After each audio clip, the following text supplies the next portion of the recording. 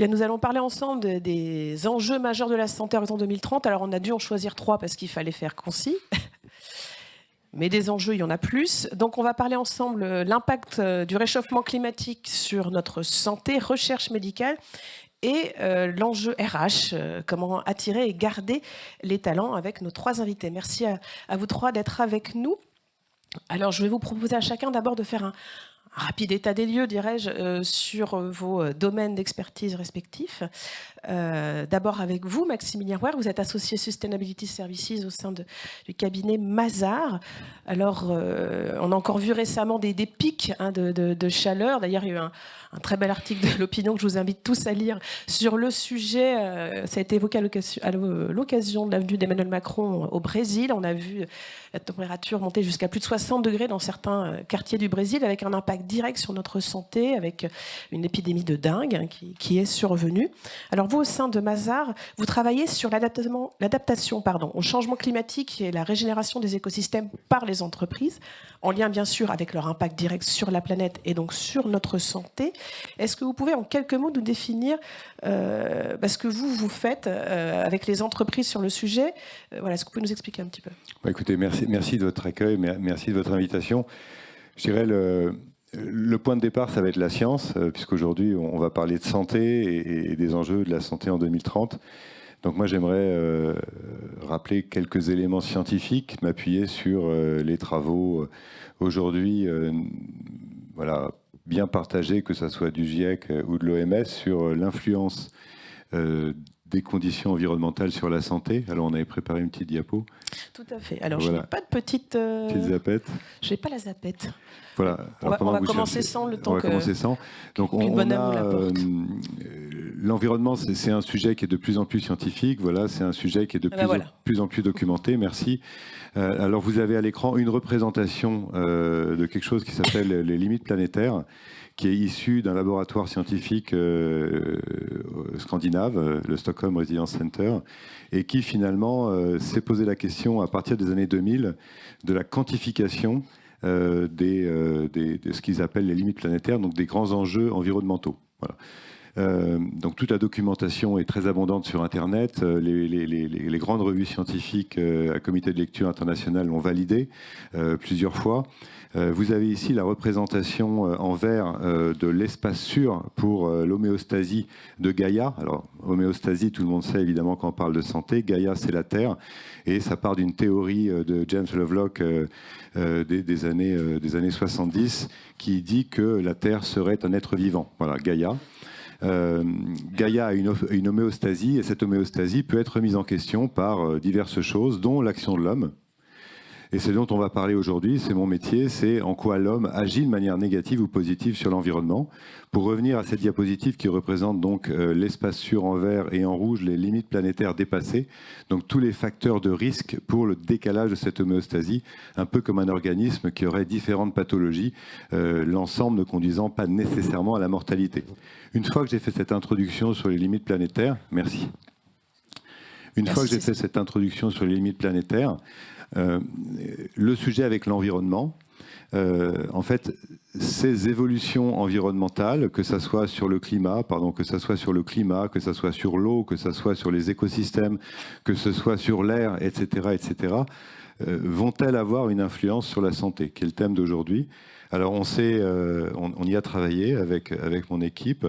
Effectivement, les questions climatiques avec le cortège, vous en avez parlé, des canicules, des sécheresses, etc., ça induit des risques.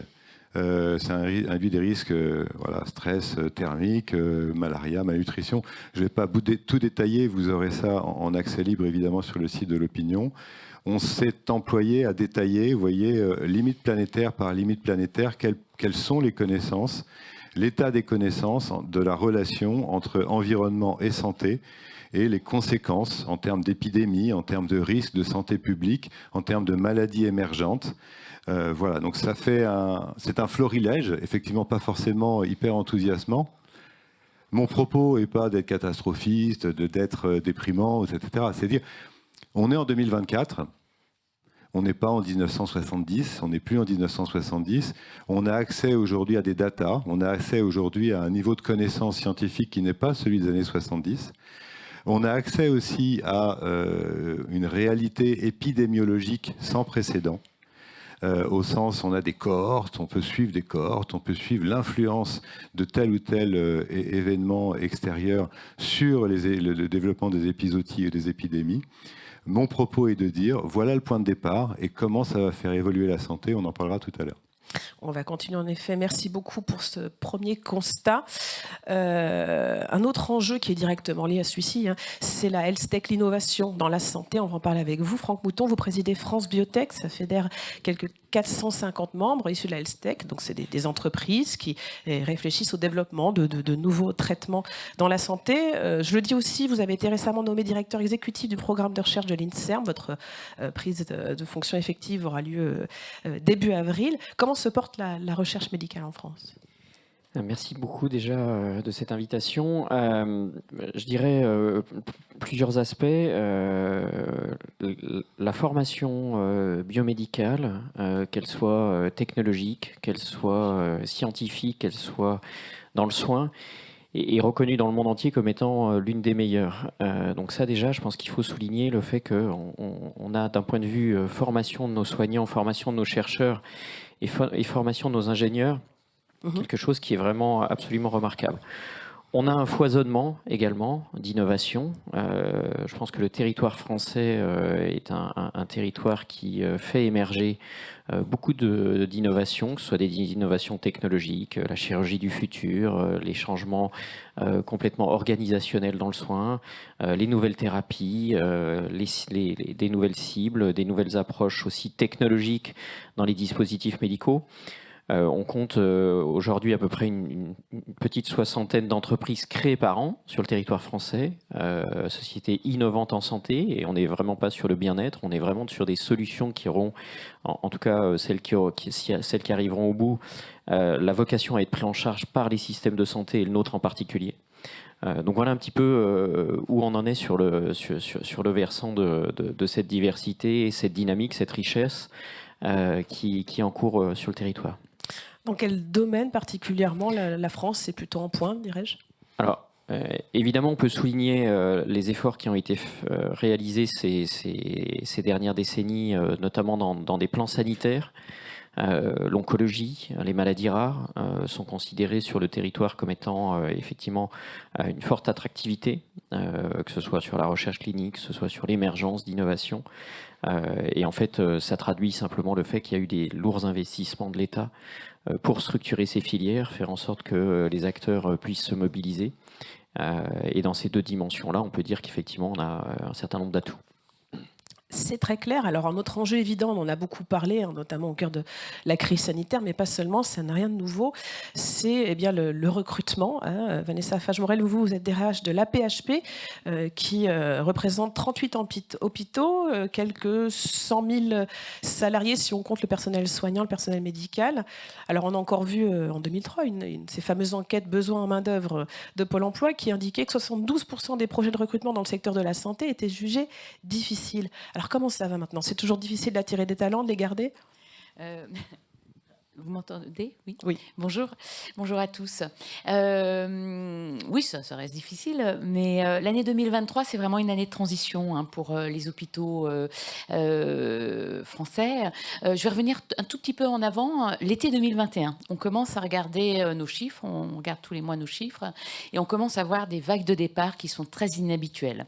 En fait, on avait des équipes qui étaient éreintées par la crise et on n'arrivait pas à enrayer. Et finalement, on se retrouve en 2023 avec avoir perdu 12% de notre effectif infirmier. On avait 20% de nos lits qui étaient fermés, soit la moitié plus que, enfin le double de ce qu'on avait avant la crise sanitaire, et la paix est en déficit de 300 millions d'euros. 2023, c'est une année de transition. Pourquoi ? Parce que d'une part, c'est une politique de recrutement qui a bien fonctionné. On est à plus 16% de recrutement, mais c'est surtout, et on l'avait moins anticipé, moins de départs. Et c'était vraiment pour nous un enjeu majeur. C'était la fidélisation de nos professionnels. Pourquoi ? Parce que au-delà du nombre, d'avoir besoin d'infirmiers pour réouvrir nos lits, on a besoin de senioriser nos équipes pour bien soigner. Et du coup, on baisse nos départs de 19%. Et du coup, alors qu'en 2022, on perd sur l'année 560 infirmiers, en 2023, on en gagne 240. Donc on reste, les premiers chiffres de 2024 confirment cette tendance, avec une diminution des départs. On reste particulièrement attentif, je pense que la crise sanitaire nous a été bénéfique dans l'attention que l'on porte à nos professionnels et à leurs attentes.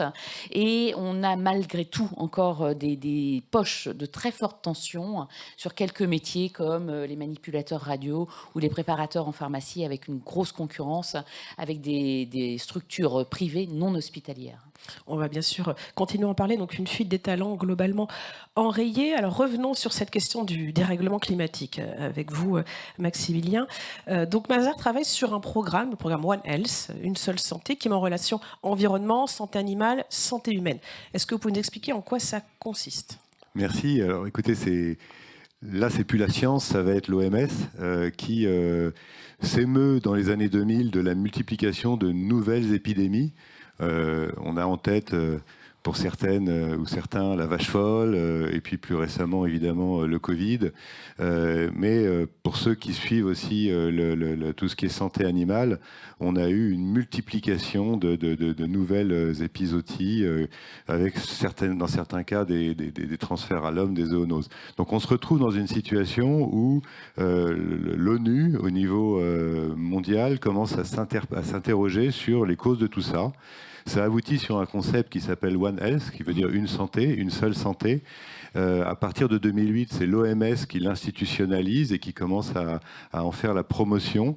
Et en deux mots, ça veut dire quoi ? Ça veut dire que finalement, la santé de l'homme ne peut pas être considérée comme indépendante de la santé des populations animales, qui elle-même ne peut pas être considérée comme indépendante de la santé de l'environnement en général.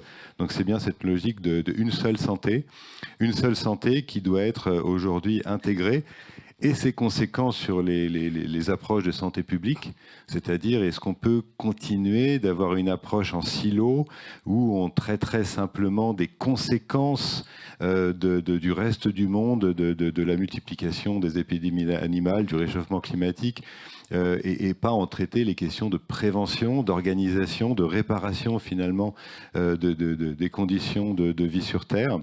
C'est ça One Health, c'est une approche assez rupturiste puisqu'elle est systémique. Voilà. Donc qui dit systémique dit un peu plus de complexité, parce qu'il va falloir apprendre à travailler avec des gens qui ne sont pas forcément du silo de la santé. Il va falloir apprendre à travailler beaucoup plus sur des logiques de prévention. Oui, parce que si on doit gérer les conséquences qui ne cessent de nous tomber dessus, et comme je vous l'ai présenté tout à l'heure avec les limites planétaires, on n'est qu'au début d'une histoire. Voilà, qui n'est pas fatale, en tout cas on va tout faire pour éviter, mais qui s'organise ou qui s'est organisé de manière très concrète et très quantifiée au niveau scientifique. Donc maintenant la logique One Health, c'est comment on va être capable de faire travailler ensemble des acteurs, évidemment public-privé, mais au-delà de public-privé, des acteurs de secteurs différents, pour que la santé ne soit pas dans une logique on va dire de poche sans fond, où il va falloir toujours plus payer pour toujours plus de malsanté liées à des conséquences environnementales ou alimentaires, ou etc. Mais c'est une autre histoire. En tout cas, je pense que c'est une histoire qu'on est en train de commencer à écrire collectivement. De plus en plus d'entreprises s'emparent du sujet. On peut citer Danone, évidemment, qui s'en est emparé, mais Nestlé n'est pas très loin. Je ne rentre pas dans la promotion de ces entreprises. C'est juste pour dire que ce concept, au début, tout à fait institutionnel, commence à percoler au plus près des produits de la vie quotidienne. Oui, mais alors justement, sans effectivement citer des groupes en particulier, là on est sur un concept, sur quelque chose d'encore relativement théorique. Est-ce que vous avez quand même quelques cas d'usage, quelques exemples, illustrations à nous donner ? Alors, on est qu'au tout début, évidemment. Moi, je me souviens d'un cas d'usage que l'assurance maladie avait initié dans la caisse primaire d'assurance de Mayenne au début des années 2000, qui s'appelait Santé Active. Voilà, c'était une initiative assez originale qui visait à travailler sur la prévention des populations, Ça veut dire quoi? De manière très basique, plutôt que de traiter des mal de dos réalisés, parce qu'on ne sait plus comment ramasser un objet au sol, on ne sait plus sortir d'une voiture, on ne sait pas porter un sac, apprendre cela, c'était aussi apprendre avant les publicités que les antibiotiques n'étaient pas automatiques. Bref, c'était rentrer dans des petits bureaux répartis au sein de la Mayenne pour commencer à informer les populations ou à les cultiver sur les gestes qui évitent la maladie. Ça, c'est la première initiative qui, depuis, je crois, a fait quelques petits, mais qui demande plus de déploiement. Plus récemment, c'est une initiative d'un groupe mutualiste qu'on peut qualifier de start-up qui s'appelle Alan. Une Assurtech, oui. Voilà, une Assurtech, voilà, dans le jargon, mais qui vise à donner tous les petits tips, toutes les petites habitudes, toutes les bonnes pratiques en termes de santé psychique, en termes de santé physique, en termes de recommandations de la vie quotidienne pour éviter effectivement de tomber malade. On a tous en tête la célèbre formule de Pasteur, voilà, le microbe n'est rien, le terrain est tout. Donc comment on va organiser, on va dire, une meilleure immunologie, une meilleure immunité à la fois des individus et des populations face à l'ensemble de ces risques émergents. Voilà 2 exemples, un public que j'avais eu l'occasion et la chance de visiter à l'époque, un privé que je connais un peu mieux, de l'air contemporain. On peut citer aussi une initiative de la Maison des parents d'une entreprise française qui s'appelle Expanscience, qui vise là aussi à préparer les nouvelles familles à l'accueil d'un enfant avec tout un écosystème de services qui ne sont pas de la vente de produits, mais qui sont tout simplement préparer mentalement, préparer la famille, préparer les parents à l'arrivée d'un enfant. Tout ça, pour l'instant, ce sont des petits signes. On est au tout début d'une révolution, et je pense que Franck va rebondir dessus. Voilà. Au début d'un changement de paradigme. Merci Maximilien. Franck Mouton, effectivement, on continue sur la recherche. Dans le cadre du plan France 2030, l'État prévoit l'injection de 7,5 milliards d'euros pour la santé, dont 1 milliard pour la recherche biomédicale. Ça implique la création de sites médicaux, des IHU, des bioclusters. C'est déjà amorcé, évidemment. Est-ce que ça va être suffisant ? Alors, déjà, peut-être rappeler l'origine. Ça s'est passé juste après la crise sanitaire. C'était à la suite du CSIS 2021. Je pense qu'on a réussi collectivement à faire en sorte qu'on ait les 3 ministères concernés qui se parlent et qui arrivent à s'aligner. Et c'est à la fois sans précédent sur la partie organisation et interministérialité, et c'est également sans précédent sur les montants. Donc ça rejoint le sujet, c'est-à-dire qu'il y a une vraie prise de conscience, et il s'avère que la préfiguration de France 2030 et les 54 milliards, c'était le plan Innovation Santé France 2030 qui est devenu ensuite le volet santé de France 2030, mais c'était le préfigurateur de toute l'ambition de France 2030 dans toutes ces verticales industrielles. Et sur le plan de la santé, c'était vraiment aussi dans ces ambitions-là, c'est-à-dire que ces politiques de sites, de passage à l'échelle avec les IHU, les bioclusters, le fait de réunir les partenaires publics, les partenaires privés dans des ambitions très spécifiques, avec des programmes extrêmement ambitieux, c'était effectivement la préparation justement de ces prochaines étapes. Là, on va avoir très certainement des projets sur les enjeux de vaccination, France Vaccin qui doit se mettre en place, les enjeux de prévention, et ça rejoint tous ces aspects-là. Il y a une vraie prise de conscience de cette nécessité. Le gros enjeu, et le ministre l'a dit, c'est vraiment l'articulation des acteurs qui aujourd'hui reste encore complexe, et ça va être toute l'ambition de la mise en œuvre du reste de France 2030. France 2030 a mis en place des tuyaux, on va dire, des capacités à tous les niveaux, de la recherche, du soin, de la formation, des industriels qui sont soutenus à travers France 2030 également. Aujourd'hui, le gros enjeu, c'est le passage à l'échelle sur une relation État-filière, sur une relation État-territoire. Et ça, c'est pour nous les prochaines étapes. À dire, est-ce que c'est suffisant? Ça l'est jamais. Enfin, si je dois répondre à la question, est-ce que 1 milliard d'euros pour la recherche, on est loin des 2 à 3% du PIB pour injecter. Mais je pense qu'en revanche, ce qui a été préparé, on peut considérer que c'est jamais suffisant, mais je pense que ça donne quand même à la fois des signaux importants. Je tiens à rappeler qu'en 2023, la France est arrivée en 2e position après la Grande-Bretagne en termes d'attractivité d'investissement privé dans la health tech. ce qui est quand même remarquable. Et ça, c'est l'effet France 2030 et l'effet Tibi, qui a mobilisé aussi l'épargne des Français de cette façon particulière. Et donc ces signaux-là montrent qu'effectivement, on est en train de gagner des points d'attractivité et de compétitivité. Après, il y a ce qu'on a dit, hein, le reste de la mise en œuvre. Tu parlais justement sur la partie prévention. Je pense qu'au-delà de l'innovation, on a un gros sujet comportemental des Français. Enfin, je pense qu'on a tous été biberonnés à la consommation de soins, beaucoup plus qu'à la prévention. Et ça, c'est quand même un gros enjeu. Je sais que le CNRS travaille dessus. Gros enjeu sur le changement comportemental qu'on doit aussi opérer auprès du citoyen pour lui faire prendre conscience qu'effectivement, il n'y a pas que de la consommation de soins. On peut aussi se prévenir d'un certain nombre de maladies chroniques, en tout cas veiller à ce que les facteurs qui engendrent les fragilités, etc., soient pris en compte beaucoup plus tôt. Alors vous l'avez dit, ça va quand même globalement dans le bon sens, il y a des choses qui se mettent en route. Si vous deviez quand même identifier les principaux freins qu'il lève à lever pour accélérer dans l'innovation, là si on parle d'innovation, le financier ça bouge, il y a aussi le réglementaire, oui. il y a l'humain. Oui, enfin, tous ces facteurs-là sont évidemment à travailler. Je dirais que on l'a vu avec la mission Borne, on va avoir un mécanisme de régulation qui va aller de plus en plus sur le bon traitement au bon patient, pendant la bonne durée, au bon endroit, avec le bon prescripteur, etc. Et ça veut dire que, compte tenu du fait qu'aujourd'hui, les enjeux réglementaires de développement de ces solutions, en fonction qu'elles soient du médicament de thérapie innovante, du dispositif médical ou du numérique en santé, a des cycles de développement qui restent longs, coûteux, risqués. À partir du moment où vous dites ça à des investisseurs, ils quittent la salle. Et donc, c'est là-dessus les leviers qu'on doit aujourd'hui opérer aussi, c'est comment on arrive à accélérer, comment on arrive à réduire l'aléa du risque d'échec. Ça, je pense que la data en santé, les enjeux du numérique en santé dans toutes ses dimensions sont des leviers, une planche de salut justement pour pouvoir anticiper les risques, les abaisser et faire en sorte qu'on garde on va dire, cette équation qui est complexe aujourd'hui de dire c'est très long, ça reste très coûteux, ça reste très risqué et pour autant, le marché à la fin risque d'être un peu plus restreint que celui qu'on avait il y a une dizaine d'années parce que les mécanismes doivent être effectivement le bon patient, le bon traitement, la bonne durée, etc.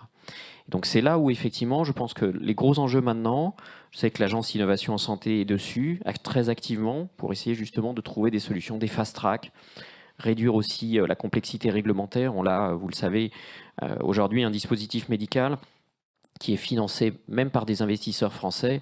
La première chose qu'il va faire, c'est d'aller d'abord commencer par attaquer le marché américain parce que la valeur est là-bas, mais également la barrière réglementaire est plus basse. Donc c'est là aussi où il faut qu'on arrive vraiment à aligner un peu ces enjeux-là. C'est ce que disent effectivement certaines biotech. C'est un petit peu moins long si on s'adresse au marché américain pour une mise sur le marché.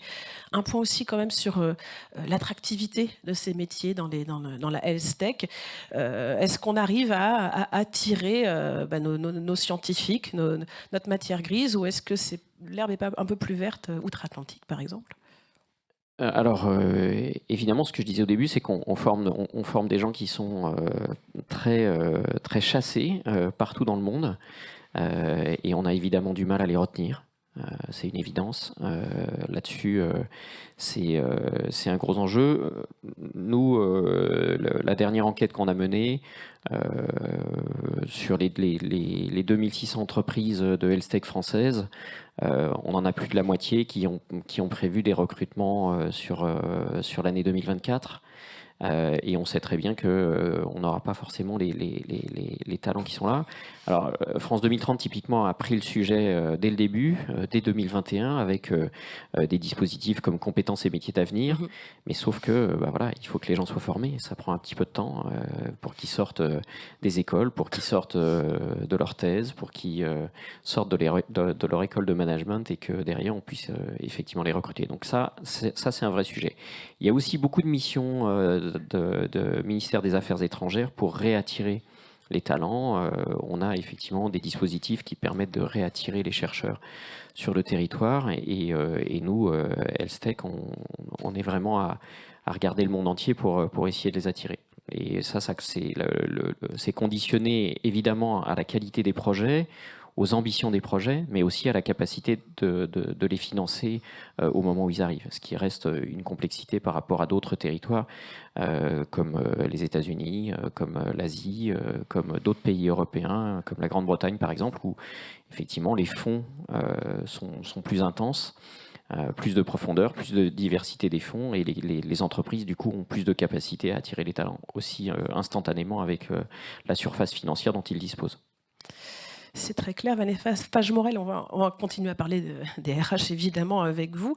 Vous gérez le personnel soignant non médical au sein de la PHP, donc on parle des infirmiers, des maïeuticiens, du paramédical. C'est quoi les premières raisons que vous avez identifiées, vous, qui rendent la tâche difficile pour attirer les talents? Juste pas les maïeuticiens, ils sont personnel médical en fait. Voilà. Bien le préciser. La difficulté à attirer les talents, on a, alors je parle de l'hôpital, hein, mais avec également tout l'aspect recherche clinique qu'on peut avoir dans un CHU. En fait, on a régulièrement des enquêtes qui sont menées par la DARES tous les 3 ans depuis 1978, des enquêtes sur les conditions de travail qui sont menées et qui sont exploitées. Et en fait, celle de 2019 pointait qu'il y avait une exposition plus importante dans le secteur hospitalier à des contraintes liées aux conditions de travail, plus importantes que n'importe quel autre secteur. Et pour ceux d'entre vous qui avaient suivi un peu l'actualité sociale en 2019, en fait, l'année est émaillée de conflits sociaux, avec une particularité en 2019, c'est que les médecins commence à faire grève aux côtés des soignants, avec une revendication à l'époque qui est très forte. On entend parler des conditions de travail, on entend beaucoup parler de rémunération. Et donc les conditions de travail à l'hôpital, en fait, c'est quoi? C'est des points très positifs. On parlait tout à l'heure, le ministre parlait du sens. Et pour le coup, l'utilité sociale, quand on fait de la recherche, quand on travaille à l'hôpital, est évidente. Le travail collectif, l'investissement, l'engagement, ce sont des points très forts. Mais après, on a tout un tas de facteurs défavorables qui sont en plus perçus aujourd'hui encore plus difficilement qu'avant la crise. On est sur une intensification du travail dans les structures hospitalières, liées notamment aux économies qu'on avait pu faire sur la décennie précédente. On est sur une charge émotionnelle très forte de prise en charge de la maladie, d'avoir peur aussi, ça a été exprimé beaucoup pendant le Covid, de tomber malade soi-même, hein, ou de ramener le virus à la maison. On est sur des contraintes horaires tout à fait spécifiques, hein, avec travail de nuit, de week-end, jours fériés. Et on est également sur une charge émotionnelle globalement qui est très forte. Et avec la crise sanitaire, je le disais tout à l'heure, les équipes ont été épuisées. Et vous rajoutez à ça des attentes qui ont changé avec la crise sanitaire, la montée des incivilités dans nos structures de soins, globalement, et des attentes donc, qui sont modifiées. Vous n'êtes pas le secteur le plus attractif du monde. Mais alors justement, il y a quand même des dispositifs qui ont été mis en place. Qu'est-ce qui est fait? Qu'est-ce qui peut être fait? Alors, sur la partie toujours hospitalière, le ministre en parlait tout à l'heure, il y a un premier point, deux points majeurs. Le premier point, c'est les rémunérations. C'était vraiment un sujet fort, également pour nos équipes de recherche. Et en fait, il y a le Ségur de la santé. Qui se déploie progressivement, et les rémunérations, même là j'entendais dernièrement, il y avait une grève et il y avait une infirmière qui faisait grève et qui disait que bon, le Ségur avait quand même répondu à l'ambition des 300 €. Une infirmière à la PHP, en 2019, elle gagne en moyenne 2300 € net par mois, donc avant la crise. Aujourd'hui, elle est à 3000 € net. Une aide-soignante, c'est avant la crise 1900 € net, et aujourd'hui en 2023 c'est 2500 € net. Donc on a quand même pu capitaliser sur les gains du Ségur. Le deuxième sujet, alors là on est plutôt sur la paix, ça a été le choc d'attractivité que le directeur général a voulu créer, et c'est important parce qu'il a proposé, il a pris ses fonctions en juillet 2021, il a proposé un plan de transformation, un plan d'action, 30 leviers pour agir, en décembre 2021. Et en fait, en septembre 2022, on avait tout déployé. Et à un moment où on dit l'administration, l'hôpital sont un peu enquistés dans leur technocratie, en fait, on a pour le coup fait preuve d'une agilité que même une entreprise privée ou une start-up pourrait parfois nous envier, parce qu'on a transformé de fond en comble notre politique de ressources humaines pour répondre justement à ces constats. Le premier levier très fort, ça a été le travail, l'assouplissement des organisations de travail, avec la semaine de 3 ou 4 jours. C'est important, c'est une demande forte de l'ensemble des professionnels en France, et le temps de travail choisi. C'était pas du tout le paradigme à l'hôpital, hein. On était vraiment sur des choses très standardisées, très imposées. On était sur du 7h30 tous les jours. Donc on a laissé le choix. Les équipes ont pu proposer de nouveaux horaires alternatifs. Et en fait, on a 10% de nos services aujourd'hui qui ont pu bénéficier de ces horaires, ces amplitudes de travail différentes, en 9h, en 10h, et donc de travailler 3 à 4 jours par semaine. Et on a même réussi, c'est plus anecdotique, mais à créer une sorte de petite société d'intérim interne à la paix, où en fait les agents n'ont pas du tout de planning et c'est eux qui décident quand ils vont aller travailler. Donc on a fait preuve, on a essayé d'être innovant sur le sujet. Le deuxième point, ça a été la conciliation vie privée, vie professionnelle, et un gros investissement sur le logement. On est implanté à Paris et en région parisienne, et notre directeur général s'est beaucoup investi sur ce sujet. Il est allé chercher des financements auprès de l'État. Et en fait, on garantit 1200 attributions de logements à nos professionnels, qui sont des logements loyers intermédiaires ou des logements sociaux, pour nos professionnels soignants à Paris et dans la petite couronne. On a fait très attention aux adresses, aux localisations, et c'est 2 fois plus qu'avant la crise. L'autre sujet, on a réinvesti complètement notre politique petite enfance pour faciliter le travail de nos agents et mieux prendre en charge la garde des enfants qui ne sont pas scolarisés. On avait historiquement des crèches hospitalières et on est en train de travailler sur des solutions de garde plus près du domicile. En plus, on a 80% de notre population professionnelle ce sont des femmes. Se rapprocher du domicile, c'est permettre aux papas d'aller aussi déposer les enfants à la crèche. Et le troisième levier sur lequel on a travaillé, je ne suis pas tout à fait d'accord avec le propos introductif qui a été fait. En fait, on avait fait des plans d'économie et beaucoup de nos professionnels de logistique, administratifs, techniques, les postes avaient été supprimés. Et en fait, nous avons réinvesti. Le directeur général a créé 600 postes dans les services de soins, 600 postes en 2 ans, donc sur 2023 et 2024, pour venir en soutien aux équipes soignantes. Parce que finalement, on a beaucoup de... les professionnels de soins se plaignent d'un travail de plus en plus administratif, logistique, et on a réintroduit ces compétences dans les services de soins de manière à sortir un peu également de la standardisation des organisations qu'on avait pu promouvoir. Et c'est comme ça qu'on a créé ce choc d'attractivité avec quelques mesures de fond. C'est l'engagement citoyen de la PHP sur la transition écologique. On a des plans d'action de décarbonation chiffrés. C'est l'engagement citoyen sur l'égalité femmes-hommes. C'est également un meilleur accompagnement, c'est des RH durables. C'est le meilleur accompagnement à la prise de fonction qu'on avait un peu oublié. Et également beaucoup d'accompagnement des collectifs, le traitement des violences au travail, l'accompagnement, les espaces de discussion au travail qu'on peut développer. C'est une autre manière d'accompagner nos collectifs. C'est très clair. Ça va être le mot de la fin. Je suis désolée, on est obligé de mettre un terme à ce débat passionnant. Alors, je rassure tout le monde, je rappelle ce que disait Nicolas Bétou en introduction. Il y a une session ensuite un peu de speed networking. Donc, bien sûr, vous pourrez continuer à échanger avec tous nos intervenants juste après. Un grand merci à vous 3.